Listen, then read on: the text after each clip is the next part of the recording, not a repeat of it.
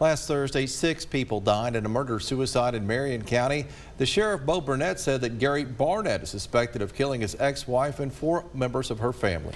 News 12's Nick Hill is live as he took a look into what resources are available for domestic violence victims. Nick. In an affidavit we obtained from Marion County, Regina Barnett, one of the victims, said, quote, "I'm afraid that my husband was going to get drunk and shoot me." Unfortunately, she is far from the only one to experience the devastating consequences of domestic violence. Here's what you can do in case you find yourself in this situation.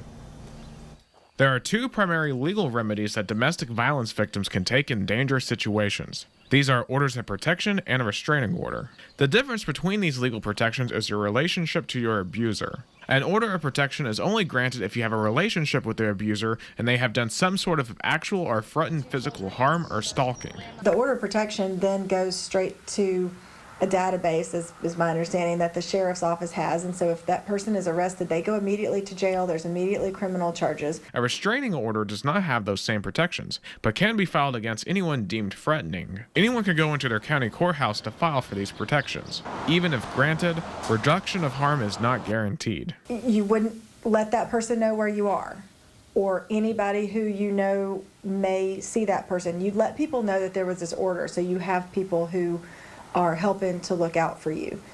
It may mean that even though you have the order of protection, you change your routine or you go stay at somebody else's house for a while. For domestic violence victims, there are a variety of resources available to help them out in their situations. One such organization is the Partnership for Families, Children, and Adults, who have victim support services such as emergency shelter, court advocacy programs, and counseling. And then also provide that in-person support for, again, what to us may not sound like a big deal, can be a huge deal to someone who is a survivor of domestic violence. Like walking into the courtroom to, file for that order of protection, or going to that court hearing knowing your abuser is at the stand. Safety is their #1 goal, but they see other encouraging signs as well. What we see a lot of times is not only are we helping families really find immediate safety, but we're also helping empower them and get back some of that control, back that autonomy and that voice that they lost in that relationship.